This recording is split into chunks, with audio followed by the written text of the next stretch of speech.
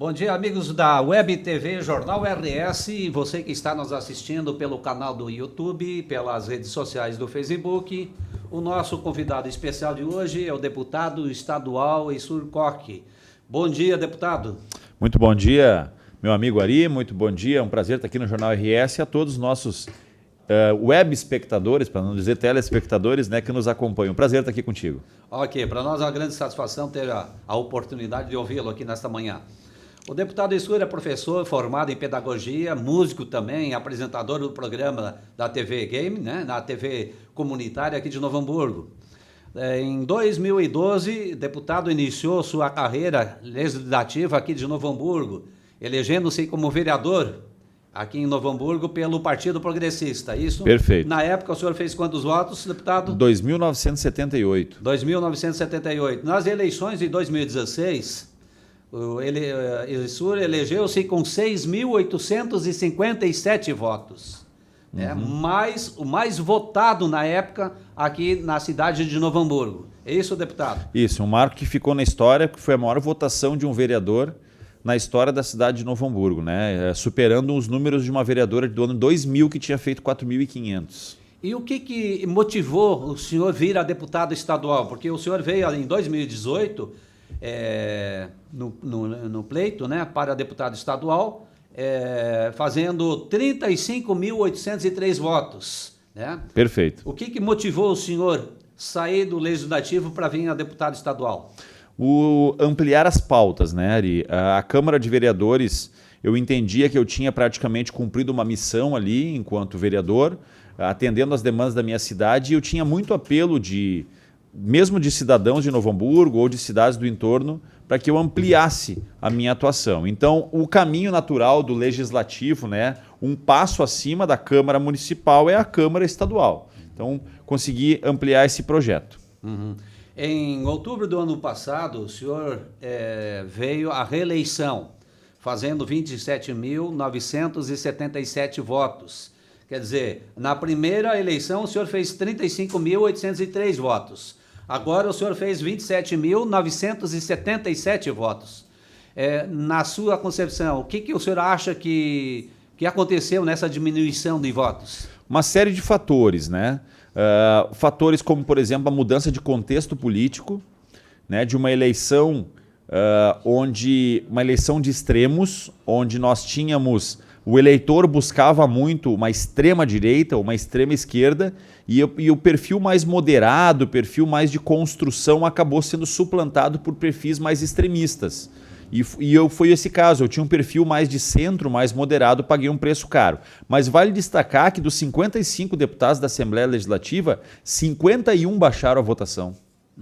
Porque nós enfrentamos um momento de muito desgaste. Nós atuamos em planos de carreira, privatizações. A Assembleia Legislativa, entre 2019 e 2022, a legislatura passada, nós praticamente limpamos a pauta de problemas do Estado que vinham cronicamente se arrastando, que eram questões previdenciárias, questões de privatizações de estatais que não davam lucro, estatais que traziam prejuízos para os cofres. Então, isso foi uma pauta muito pesada e principalmente uma pandemia no meio que não permitiu, Ari, que nós coordenássemos os nossos mandatos. Eu, por exemplo, atuo pela educação, certo? A pandemia deixou 2 anos as escolas fechadas.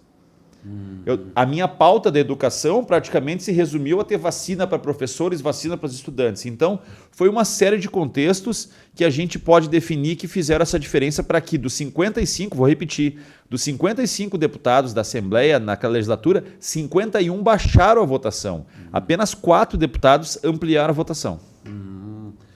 Deputado, eu tenho acompanhado o seu trabalho, às vezes pelas redes sociais, e tem um projeto que o senhor entrou com a Lei 15.820, que é as medidas que o Rio Grande do Sul está tomando para enfrentar a doença do Alzheimer, né? Correto. E eu tenho acompanhado o seu trabalho aí. Portanto, nós temos uma pergunta que gostaria de fazer com o senhor. Como a aprovação da Lei 15.820, 2022, e a criação de uma política estadual de combate ao Alzheimer pode impactar positivamente na vida dos pacientes e das famílias aqui do estado do Rio Grande do Sul? Eu saúdo muito essa aprovação e principalmente o anúncio nessa segunda-feira agora, dessa semana, que o governo fez no dia 25, do lançamento do plano estadual. Nós temos hoje, Ari, nossos web espectadores, nós temos hoje diagnosticados no Rio Grande do Sul 150 mil pacientes de Alzheimer. O governo acredita que esse número pode ser 30% maior de pessoas que tenham a doença e não estejam diagnosticadas. Não passaram por diagnóstico médico ainda. Se a gente pensar que para cada pessoa paciente de Alzheimer, tu tem 1 ou 2 familiares que precisam mudar sua rotina de atividades profissionais e educacionais para poder cuidar desse paciente, nós estamos falando de cerca de 500 mil de gaúchos atingidos direta e indiretamente pela doença. E não se trata apenas de uma questão de saúde, mas também uma questão de assistência social. Por isso que o plano ele integra diversas secretarias, mas especificamente a Secretaria de Saúde e de Assistência Social. A Secretaria de Saúde dando atenção para o paciente do Alzheimer e a assistência social dando a estrutura para a família. Então, a aprovação dessa medida, que é pioneira no Brasil, nós somos o primeiro estado da federação a contar com uma legislação e um plano de enfrentamento de uma doença que, segundo os dados do Ministério da Saúde, deve subir. Hoje nós temos 1,5 milhão de gaúchos acometidos da doença, de brasileiros. 1,5 milhão de brasileiros acometidos da doença, do qual 10% estão no Rio Grande do Sul. Nós já estamos com um número bem alto, porque se pensar que nós somos 27 estados na federação, nós estamos com 10%, nós estamos tendo muito mais casos do que os outros estados. E, por fim, o Ministério da Saúde acredita que em 2030 esse número vai dobrar.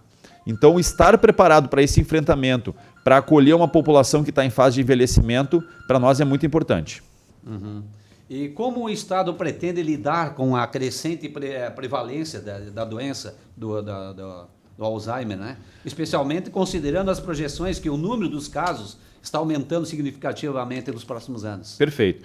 Ele é um fator que a gente, ao mesmo tempo que a gente comemora a longevidade, os avanços da ciência e que as pessoas têm aumentado, digamos, a sua perspectiva de vida, que na década de 80 era de 65, 70 anos, para hoje 80, 90 anos com os avanços da ciência, a gente tem também a contrapartida que é doenças relacionadas à idade mais avançada, que tem crescido também. E isso vale para o Alzheimer e outras demências. Então, a grande maneira de fazer esse avanço, esse enfrentamento, é a gente conseguir que o Estado dê o acolhimento necessário para as famílias, principalmente no diagnóstico precoce. Hoje o foco é diagnóstico precoce. Isso vale para o câncer, isso vale para todas as outras doenças. Quanto antes tu diagnosticar, antes inicia o tratamento e os procedimentos para salvar essas vidas. Então o Plano Estadual de Enfrentamento, ele teve o primeiro anúncio na segunda-feira com o quê? Cursos de formação e capacitação para agentes de saúde ou cidadãos comuns para conseguir perceber a doença. A partir do momento, vou dar um exemplo, tá, Ari? O cidadão vai procurar uma unidade de saúde para tratar de um problema ortopédico, um problema oftalmológico. Na própria entrevista que o agente de saúde faz, ele já tem condições de perceber que essa pessoa tem alguma alteração na sua sanidade mental. E com isso pode alertar, dizer, olha, nós vamos agendar aqui para a senhora um atendimento com um geriatra para ver se a senhora está tendo algum problema, alguma dificuldade. O fato de adiantarmos esse procedimento vai garantir, não existe cura, mas existe tratamento para o Alzheimer, para redução dos impactos. Então, a gente conseguir diagnosticar precocemente vai garantir que tu faça um tratamento e que a intervenção que teria que acontecer depois, que custa muito mais caro através da internação, possa ser evitada com o diagnóstico precoce. Pois é, eu ia perguntar agora, como é que a política estadual proposta irá abordar não apenas o tratamento da doença, mas também o apoio às famílias, que eu creio que você já deve ter respondido essa uma parte, né? Através da assistência social. Isso. Dando estrutura para essas famílias. O próprio curso que está sendo oferecido pela Secretaria de Saúde agora, de diagnóstico precoce, e que o próximo vai ser cursos de como lidar com isso, oferecido pela Secretaria de Saúde, vai ser ofertado gratuitamente para familiares com questões simples. Atividades que podem ser feitas em casa, com a pessoa, atividades de orientação, de manter o cérebro ativo. Então, por exemplo, agora no início do ano que vem, o governo vai lançar uma cartilha para o familiar como lidar no dia a dia com o paciente de Alzheimer. Com atividades simples. Sabia, por exemplo, que a pessoa fazer uma atividade de palavras cruzadas, uma pessoa com idade avançada, reduz a incidência porque mantém o cérebro ativo, mantém a pessoa pensando e se mantendo, como eu disse, realmente exercitando o cérebro. Então são questões simples, mas que a médio e longo prazo trazem um grande impacto reduzem o impacto da doença. Uhum. Eu conheço algumas professoras, deputado, que eu creio que elas têm esse contato com os alunos e também com exercícios, exercitando a mente, mas eu conheço várias professoras que também têm essa doença, né? Exato. Né? Então, uma maneira de combater isso é deixar sempre a mente ativa, né? E isso seja absorvendo conhecimento, absorvendo informação, lendo, fazendo... Eu brinquei, né? Não é uma brincadeira, mas eu trouxe um exemplo bem simples, que é a questão da palavra cruzada, por exemplo, que é muito comum que as pessoas de idade façam. Toda atividade física também, então por isso a gente tem que saudar muito o terceiro, digamos assim, a sociedade civil através de programas de SESC, SESI, SENAC, que tem esses programas de idosos. Aqui a gente tem o grupo aqui Amigas de Mãos Dadas, a gente tem grupos de terceira idade, manter atividade física com dança, com prática esportiva, tudo isso ajuda a combater o Alzheimer. O pior cenário para o Alzheimer é a pessoa com idade avançada e estagnada, sem atividade física, sem atividade mental, sem pessoas para conversar. Tudo isso vem a agravar há uma série de questões relacionadas. Aliás, a cada ano a ciência descobre novas questões que envolvem o Alzheimer e outras demências. Então, ainda se está num processo de aprendizado de como lidar. E não é diferente disso na política implantada. O fato é o seguinte, não estamos estagnados. Estamos construindo políticas para que a gente possa, no passar do tempo, reduzindo os impactos da doença do Alzheimer e outras demências. A última pergunta que nós queremos fazer em relação a esse assunto é como a política estadual proposta irá abordar não apenas o tratamento da doença, mas também o apoio das famílias e cuidadores que desempenham esse papel crucial no cuidado desses pacientes, né? Através de estrutura, tá? Primeiramente, esses cursos ofertados gratuitamente que vão ensinar a pessoa como lidar, detalhes simples de como abordar, de como tratar no dia a dia, atividades de atividade cerebral que pode ser feito pela família e num segundo momento, que já está sendo traçado, recursos da Secretaria do Estado para atendimento à política do idoso. Então, por exemplo, na segunda-feira foram premiados diversos municípios pelas estruturas de atendimento à terceira idade, de cuidado ao idoso. Através da Secretaria de Saúde, os municípios vão ter condições de implantar programas específicos de atendimento aos idosos com maior contratação de geriatras, psicólogos, psiquiatras e toda uma rede de atendimento de profissionais qualificados que vão poder dar essa estrutura para o paciente e para suas famílias. Ele é um projeto de imediato, com algumas ações, digamos assim, educacionais e agora, já num segundo momento, estruturais através de recursos. Então, por exemplo, o município pequeno que não tem hoje um atendimento específico, vai botar um centro de atendimento específico ao idoso, recebendo estrutura do Estado para bancar geriatras, psicólogos e pessoas que vão dar esse atendimento. Ótimo. Em abril desse ano, deputado, foi aprovado o plano de trabalho da Comissão Especial das Rodovias. Perfeito. Né? E o senhor, deputado, foi indicado para ser vice-presidente da Comissão Especial das Rodovias concedidas no Rio Grande do Sul. Perfeito. O plano de trabalho aprovado inclui a realização de audiências públicas com debates, concessões de rodovias e a iniciativa privada do Estado, né? Então, certo. O grupo de trabalho será presidido pelo seu colega, eu acredito, Luiz Marenco. Isso, do PDT. Exatamente. Isso. Agora, qual é a sua visão pessoal sobre a concessão das rodovias, a iniciativa privada do Estado do Rio Grande do Sul, e como você espera que essa experiência na vice-presidência da comissão vai influenciar essa visão? Na verdade, é um trabalho muito árduo, mas que ele tem como principal objetivo fazer um diagnóstico das rodovias estaduais, sejam elas rodovias federais ou estaduais, mas que cortam o nosso estado, para entender o tamanho da dificuldade, os investimentos necessários e principalmente onde é necessário concessão e onde não é necessário. Eu vou dar um exemplo muito prático. Em 2012 é criada a EGR, Empresa Gaúcha de Rodovias, que administra uma praça de pedágio que está aqui onde nós estamos a 5 quilômetros aqui da praça de pedágio de Campo Bom. E, infelizmente, a EGR não cumpriu o que prometeu. A EGR veio para ser uma empresa pública de administrar rodovias, que ia fazer grandes investimentos e só o que a gente viu foi manutenção. E olhe lá.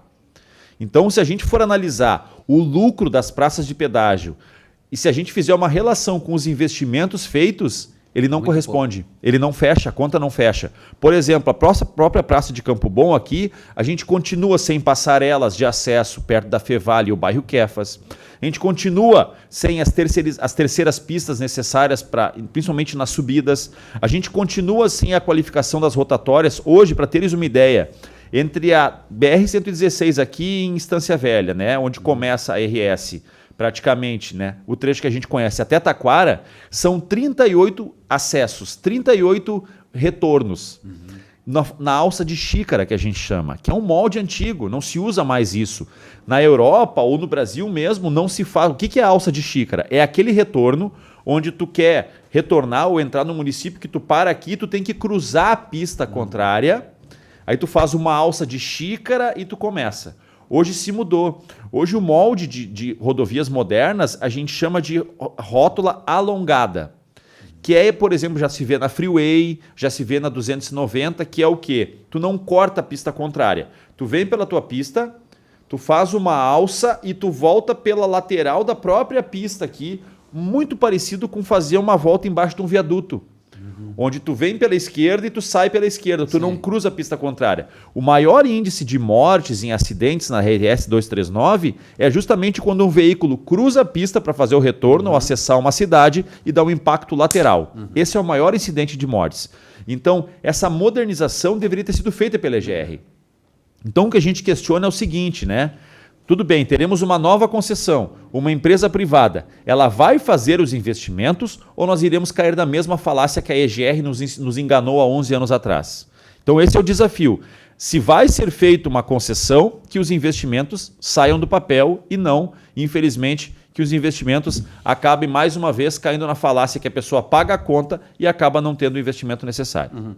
Quando se vai a Portão, logo ali na entrada de Portão, quem vai à Capela de Santana, tem o pedágio ali, que agora, na semana passada, teve até um protesto, porque tem um valor muito alto ali de 11 E eles fecharam os acessos. E eles fecharam os acessos. Então, quem vem agora de Bom Princípio, que vai entrar, que vai atravessar ali, antes entrava quem vai à capela e fazia o retorno e vinha por dentro do acesso. Perfeito. Porque tem um acesso livre ali. E agora eles colocaram umas barreiras para que o pessoal não entre mais ali e entre. Mas já arrancaram. Já arrancaram. A população já arrancou. A população arrancou. Então, eu vi até, inclusive, o próprio Kiko, o prefeito de Portão, se manifestou contra o que estava acontecendo, né? E o aumento absurdo. Eu pergunto, quem é que faz esse cálculo de aumentos para os pedágios? O governo do estado, existe uma secretaria de parcerias, né? Onde o secretário, eles definem através de cálculos pela extensão da rodovia, os municípios que ela corta, a quantidade, o fluxo de veículos, eles fazem um cálculo. Confesso que anualmente nós questionamos esses cálculos. Não há um momento onde esses cálculos foram apresentados que a gente entendeu que o número era abusivo e que a gente não levou isso para o Ministério Público. Porque a partir do momento que o Poder Executivo tomou uma definição, o Legislativo não tem poder de intervenção. O nosso poder como Legislativo é fiscalizar e legislar. Mas quando o governo toma decisões por decreto, o nosso próximo passo é o Ministério Público, que investiga digamos assim, a credibilidade ou a necessidade desses números para então poder fazer uma intervenção. Eu saúdo o prefeito Kiko, que briga muito pela sua comunidade, e vale lembrar que a EGR tentou fazer algo parecido quando fechou o acesso de Campo Bom aqui. Não cabe à EGR fechar vias de acesso, porque o que a EGR entende como fuga do pedágio, na verdade é uma via de fluxo que as pessoas têm direito de ir e vir. Não cabe à EGR fazer fechamento de acessos. O que eles têm feito? Tanto que eles têm se vacinado agora e principalmente levando as praças de pedágio para a margem de rio, que é o caso que estão tentando fazer em São Sebastião do Caí, porque tu não tem fuga. Porque daí a pessoa não tem como cruzar o rio em um outro ponto. Então, as ações deles hoje estão encontrar barreiras físicas ou morros onde não tem estradas. Mas enquanto houver possibilidade de que a população fuja da praça de pedágio, é um direito do cidadão. Não cabe à EGR definir e fazer fechamento. Portanto, eu saúdo a comunidade que foi lá e retirou os bloqueios que a EGR colocou, justamente para permitir que o cidadão opte. Se eu vou pagar uma taxa... Imagina um pai e uma mãe, que nem o relato que eu tive eu estive lá. De uma senhora que disse, eu levo todos os dias a minha filha na escolinha. Eu preciso diariamente para levar minha filha na escola, pagar a taxa de R$ 12.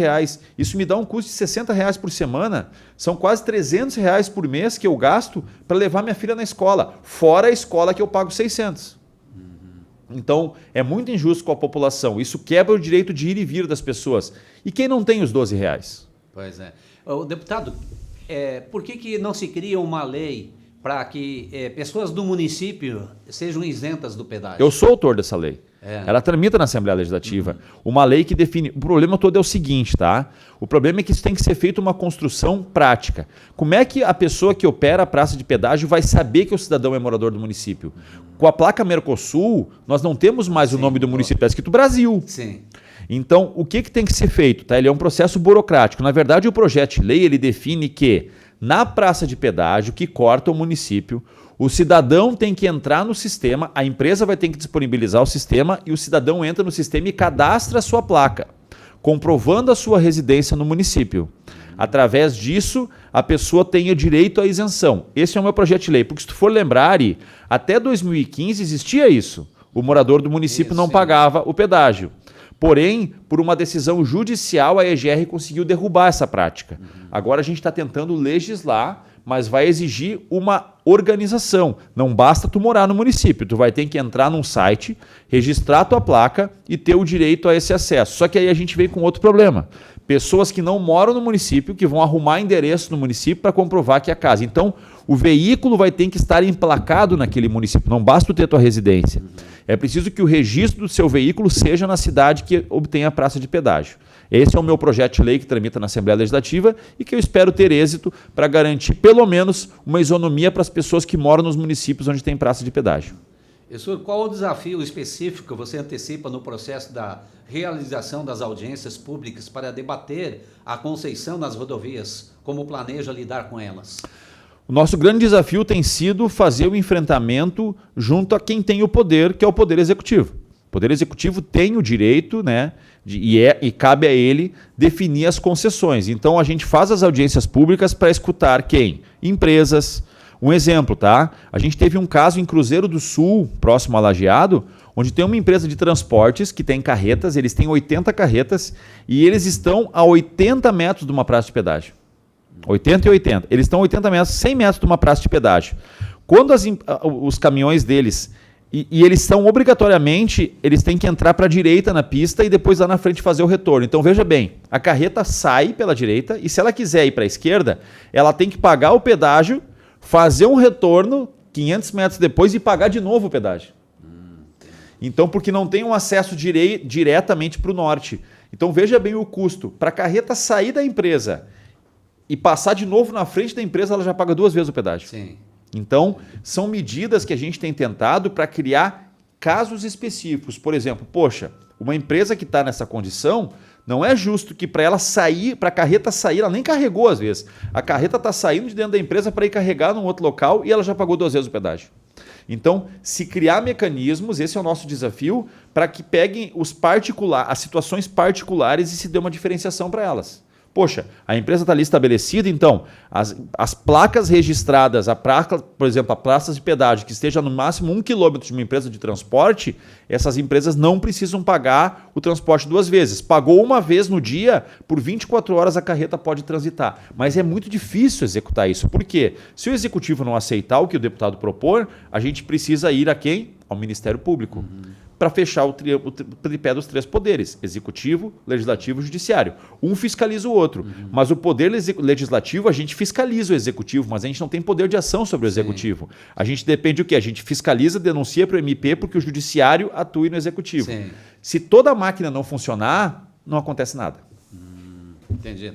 Uma pergunta que me veio agora, deputado, é a pergunta que veio do José.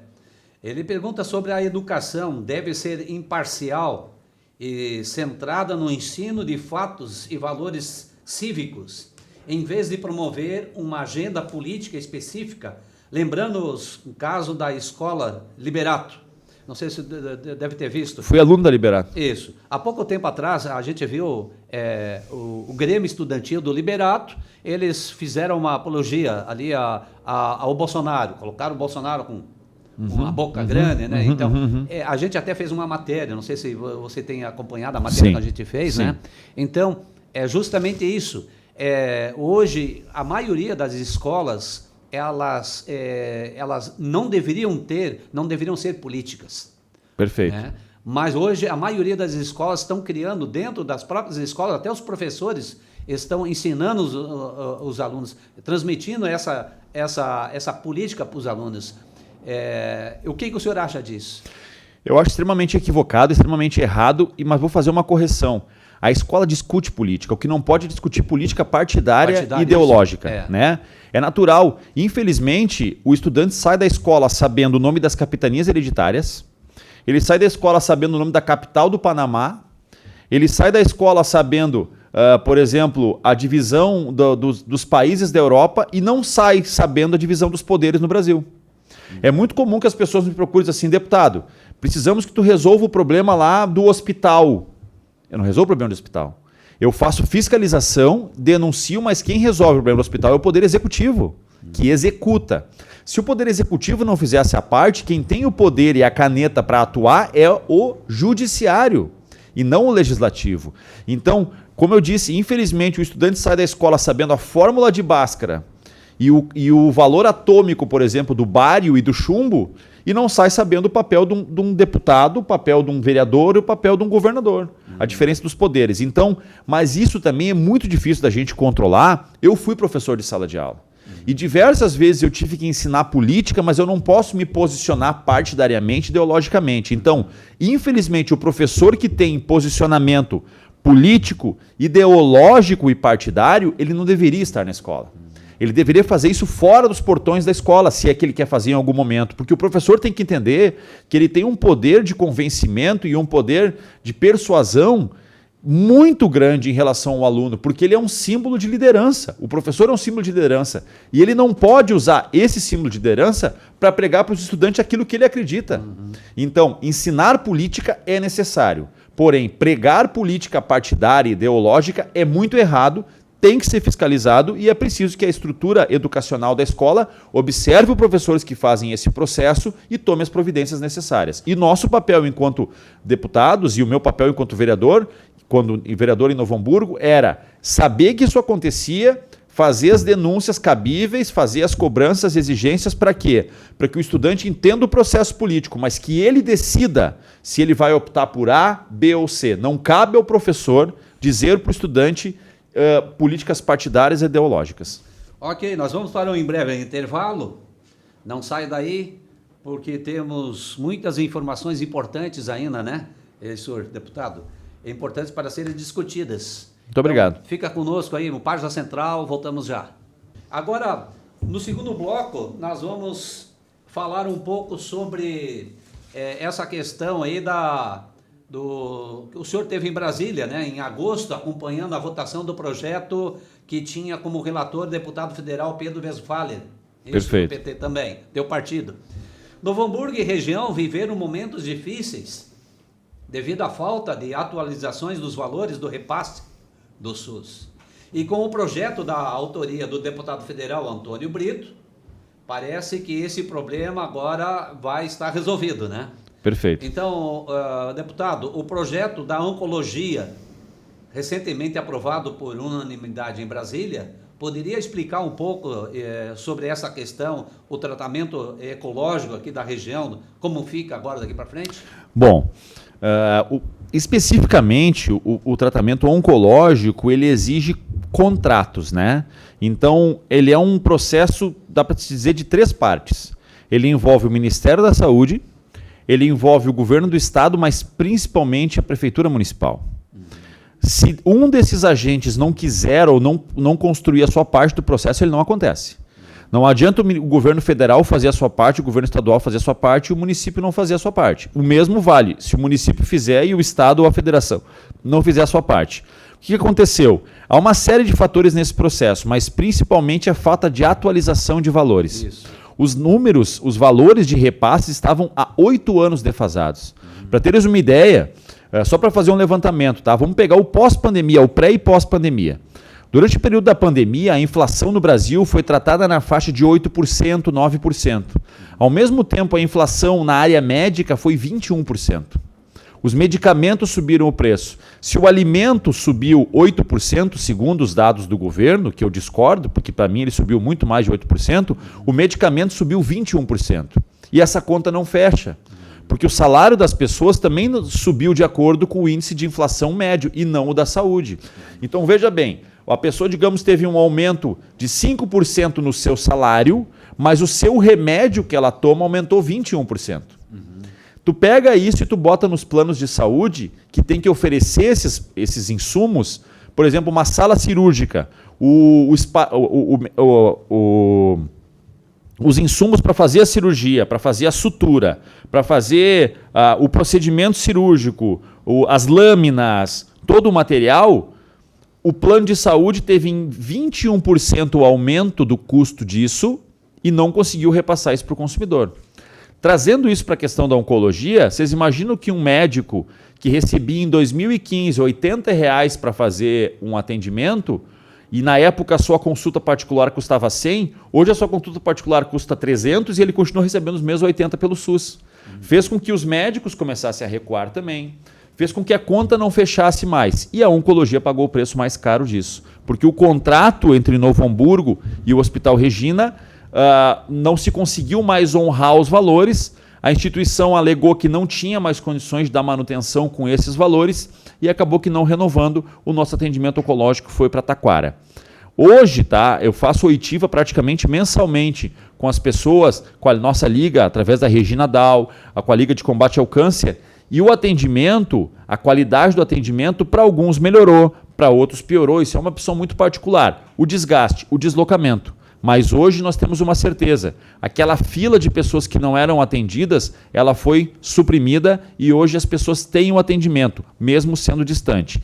O projeto aprovado, para finalizar teu questionamento, ele foi muito importante porque ele trouxe a atualização dos valores. Hospitais, médicos, técnicos que estavam abandonando o atendimento pelo Sistema Único de Saúde, retomaram os atendimentos com a justiça da equiparação dos valores. Então, saúdo o deputado Pedro Westphalen, que fez um trabalho incansável.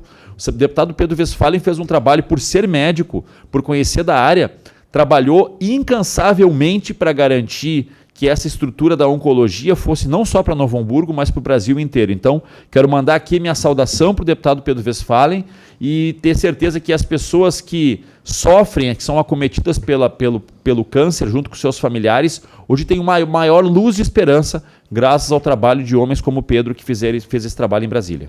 Ok. Em relação à oncologia, quais são as medidas específicas previstas no projeto para melhorar o acesso ao tratamento e aos serviços de apoio para pacientes oncológicos na nossa região?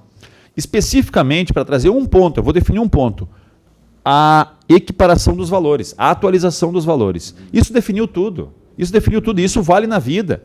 Não existe restaurante que vai poder oferecer, que, por exemplo, o insumo que ele compra, carne, arroz, feijão, subiu 50%, ele vai ter que jogar esse preço para o consumidor. Vai aumentar em 50% o valor do seu buffet, correto? Não fechava mais a conta. Por quê? Porque o custo de um tratamento oncológico, por exemplo, era de R$1.000 por dia com uma pessoa e o SUS pagava 300. Agora o SUS vai pagar esses 1.000. Então, eu posso trazer como ponto principal e que muda tudo, a atualização da tabela de valores e que agora vai ser atualizada anualmente. Antigamente acontecia o seguinte, como eu mostrei, demorou 8 anos para uma atualização. Agora, a cada ano, vai ser feita uma média do índice do que subiu e o Ministério da Saúde vai atualizar esses valores. Isso vai dar uma garantia de que as pessoas vão ter um atendimento mais qualificado, com os melhores profissionais, os melhores produtos, os melhores medicamentos e, principalmente, a melhora na qualidade de vida.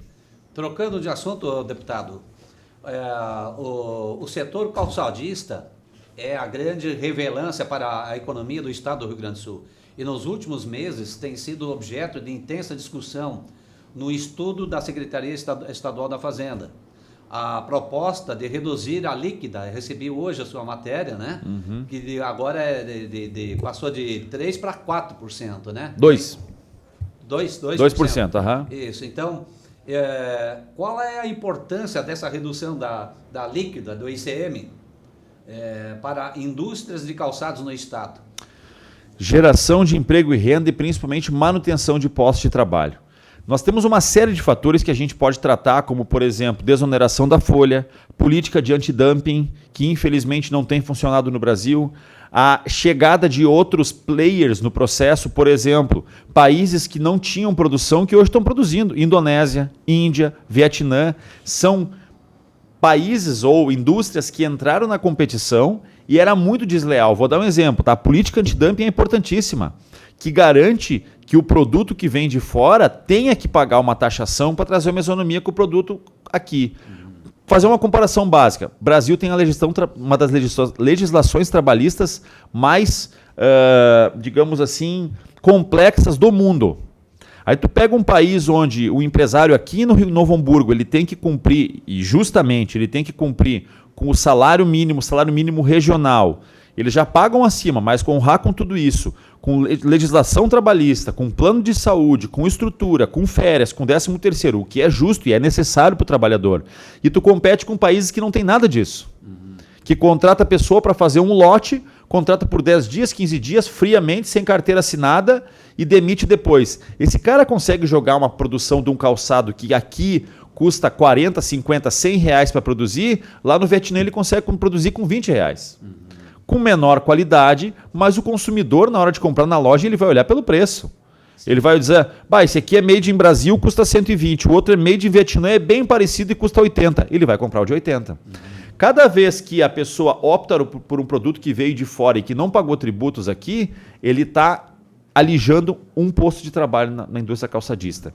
E a indústria calçadista, Ari, ela tem uma diferença das outras. A indústria calçadista contrata pessoas numa faixa etária avançada ou baixa, que é o jovem aprendiz, que é o aprendiz da fábrica de calçado, e é muito comum nós encontrarmos nas fábricas pessoas com 55, com 60 anos trabalhando. Coisa que os outros setores não contratam, o metal mecânico não contrata essa faixa etária. A indústria moveleira não contrata essa faixa etária, mas a indústria calçadista contrata. E, por fim, a indústria calçadista também contrata uma faixa educacional que as outras não contratam. A indústria calçadista é muito comum encontrar nas empresas as pessoas que não têm o ensino fundamental completo, não têm o ensino médio, mas estão ali recebendo um salário. Quando uma fábrica de calçado que contrata pessoas com faixa etária avançada e com baixa escolaridade fecha suas portas, essas pessoas não conseguem se recolocar em outros setores. E com isso nós temos o problema do desemprego. E o desemprego é um dos maiores problemas que nós temos no país, porque a pessoa perde a sua autonomia. Então, garantir uma competitividade para o nosso setor calçadista, que possa competir com o Espírito Santo, com Santa Catarina, com Minas Gerais, outros estados que dão favorecimentos, é garantir que essa fábrica que está aqui na RS, por exemplo, não vá fechar suas portas e procurar o Espírito Santo onde o imposto é mais baixo e vai deixar essas pessoas, porque a empresa vai fechar as portas e não vai levar os trabalhadores junto para o Espírito Santo. Vai deixar essas pessoas aqui desempregadas. Então, na verdade, o que a gente fez? A gente equiparou com a legislação de Santa Catarina, onde é 2%, onde dá toda uma política de incentivo, mas vale lembrar, as empresas têm que dar uma contrapartida. Por exemplo, a empresa, para poder aderir a esse decreto, ela vai ter que comprar os seus insumos de produtores ou fornecedores aqui no Rio Grande do Sul. Para que ele possa ter 2%, ele vai ter que comprar o seu couro, o seu tecido, a sua sola, de empresas que também estão estabelecidas aqui. Essa é apenas uma das contrapartidas. E uma medida para finalizar, que parece muito boa para o consumidor, mas foi prejudicial para o setor, é essa medida do governo federal que isentou em até $50 as compras de e-commerce de outros países. Vou dar um exemplo. $50 é R$250. Os fabricantes de calçados de marcas próprias aqui da nossa região, a média de venda do calçado deles é de R$180 a R$220. E eles pagam, então, quando ele vende um calçado a 180, no mínimo 40, 50, a metade disso ele pagou entre folha de trabalho de profissionais, impostos, tributos e transporte, o custo logístico do caminhão parado numa rodovia que não anda. Quando tu bota a condição de que a pessoa compre pela internet até $50 um produto no mesmo preço que ele, sem pagar um centavo de imposto, tu está quebrando aqui. Então, por mais que seja positivo para o consumidor comprar um tênis pelo site da Shein por $50 e não pagar um centavo de imposto, ele está deixando de comprar de uma fábrica que produz aqui, que gera emprego e renda. Essa fábrica vai fechar as portas e vai deixar essas pessoas desempregadas. O custo da pessoa desempregada vai aumentar o custo da máquina pública para pagar bolsa, para pagar auxílio para essas pessoas, e E esse mesma vantagem que o comprador de $50 que teve na Shein e teve vantagem, daqui um ano essa conta vai bater nas costas dele quando ele vê a tia, o irmão, o primo desempregado. Eu ia dizer, deputado, o mercado ilegal hoje movimenta mais ou menos 193 bilhões, né, de reais por ano. Pelo menos É essa cartilha, esse trabalho que eu faço de enfrentamento. Isso. Veja bem, Ari, as pessoas quando veem eu fazer uma cartilha de combate à pirataria, contrabando e descaminho, entendem que eu quero proteger a Nike, que eu quero proteger a Reebok, que eu quero proteger a Adidas. Quem menos tem impacto com um produto falsificado dessas marcas é a própria marca. Quem tem impacto, e eu vou explicar o motivo. Vou pegar o exemplo de uma bolsa, tá? Nós temos aqui no Novo Hamburgo uma fabricante de bolsas, por exemplo, é a Brisa, tem uma grande qualidade, faz bolsas de excelente qualidade. Eles fazem uma bolsa de couro, eles empregam, digamos, 140 pessoas, eles pagam aluguel, eles pagam imposto municipal, imposto estadual, imposto federal, pagam tudo para colocar uma bolsa à venda a R$500. A bolsa da Prada, da Louis Vuitton, a bolsa da Dior, que custa 5, 10 mil reais, não compete com a bolsa de R$500 deles. Mas uma bolsa da Prada falsificada, vendida a R$500, tiro a venda da bolsa fabricada aqui na nossa região. O mesmo vale para o tênis. Um Nike Jordan de R$1.000 não compete com um tênis da Filon, que é uma fabricante aqui local, que é vendido a 150, R$200. Não compete, porque a pessoa que vai comprar um tênis de 1.000 não é a mesma que compra um tênis de 150. Mas a falsificação do tênis de 1.000 vendido a 150 tira a venda do tênis da marca própria. Então, combater a pirataria, contrabando e descaminho significa respeitar quem produz legalmente, que aluga um prédio, que contrata pessoas, que tem uma marca própria. Por isso eu faço esse combate de um mercado ilegal. Para ter uma ideia, tá? 193 bilhões são 3 a 4 orçamentos do Estado do Rio Grande do Sul. Nós estamos aprovando um orçamento agora de 60 bi para o ano de 2024. Significa que só o mercado ilegal tem 3 vezes a economia de tudo que é produzido no Rio Grande do Sul, passando sem pegar um tributo.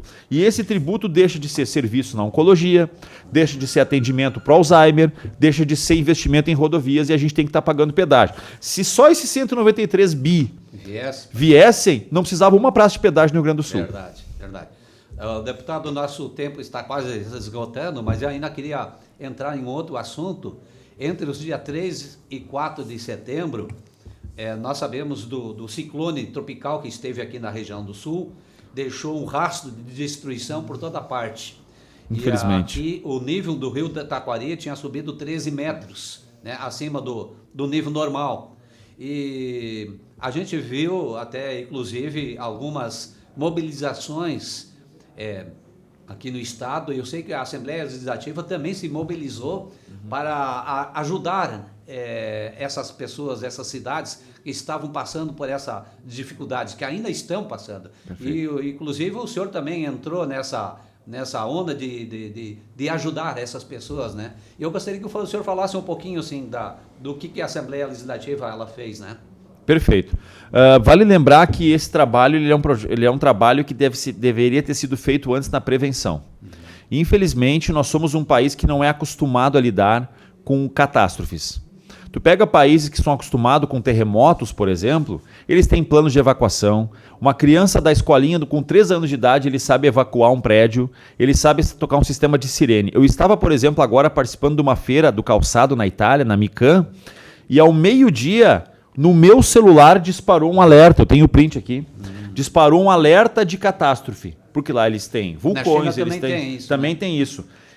Ou seja, quando tu entra num evento na Itália, o sistema deles rastreia todos os aparelhos que estão naquela região e caso tenha qualquer incidente, ele dispara no celular um aviso dizendo: estamos passando por uma situação de terremoto, de catástrofe, procure evacuação no ponto tal, local tal. Nós não temos isso no Brasil. O fato de nós não termos catástrofes nos acostumou a não estar preparado para elas. Sim. Mas vale lembrar que no ano de 2016, ainda no governo Sartori, foi feito todo um plano estratégico de enfrentamento a intempéries no Rio Grande do Sul. Por exemplo, agora a gente aprendeu, se tu pegar municípios como o caso de Roca Salles, de Mussum, que na incidência tu tem lá 10 quilômetros antes do município, tu tem uma boia que demonstra que está subindo o nível do rio e isso vai acionar uma sirene na cidade para as pessoas evacuar suas casas, tu tinha poupado vidas. Nós não temos isso.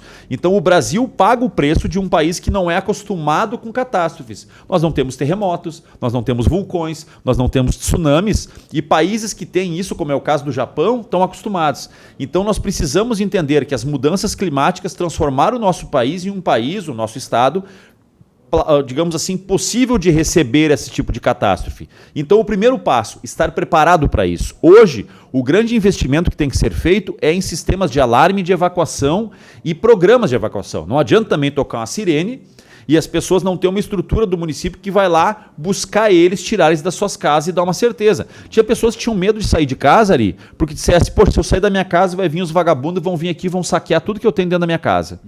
Então nós precisamos acostumar a nossa população com essa mudança climática e que vai trazer novas situações. De pontual, a Assembleia fez um repasse de 20 milhões do nosso fundo de estruturação da Assembleia para essa catástrofe. E o Tribunal de Justiça passou mais 5 milhões. Então foram 25 milhões de reais repassados diretamente para esses municípios para as suas reconstruções. As vidas não vamos recuperar, infelizmente, mas reconstruir essas cidades e estar preparado para planos de evacuação.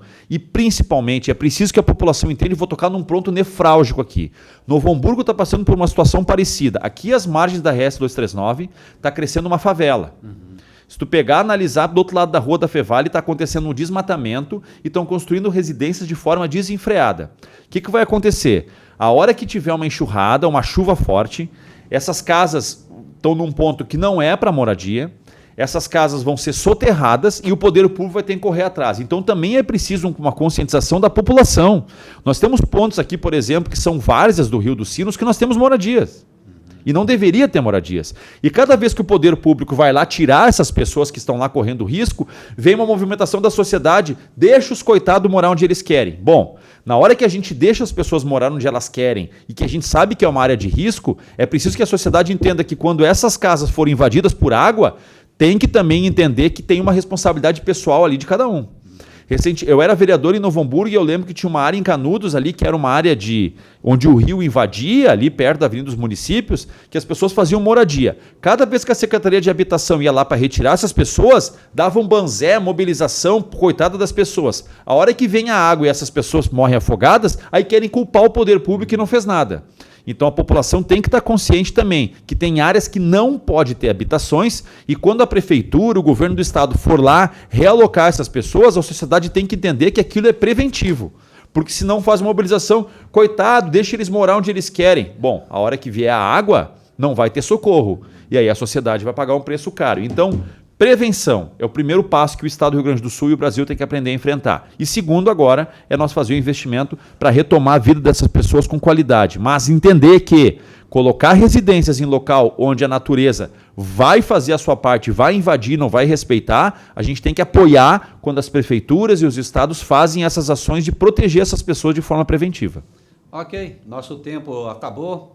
Eu queria que a gente poderia ir um pouco mais adiante, né? Muito a ser falado ainda. Tem bastante assuntos aí, a gente poderia ter entrado ainda, né? O deputado trouxe alguns folhetos para a gente da ver saúde aqui. mental que eu trato, ciclismo e cicloturismo, Porto Meridional, mas eu acho que isso fica oportunidade para um outro momento. O café aqui é muito bom, o atendimento é qualificadíssimo, gosto muito da equipe que tu tem aqui, aliás, aqui nós estamos aqui, o nosso cameraman aí, muito qualificado na área da comunicação, quero agradecer ele também, então dizer que já aceito o convite para uma próxima oportunidade para nós fazer o segundo tempo desse debate. Ok, obrigado, deputado. Nós queremos agradecer a vocês que estão nos assistindo, né, que vocês tenham um restante de uma quarta-feira ótima, né, na companhia do nosso Senhor Jesus Cristo. Até lá, até o próximo encontro. Muito obrigado.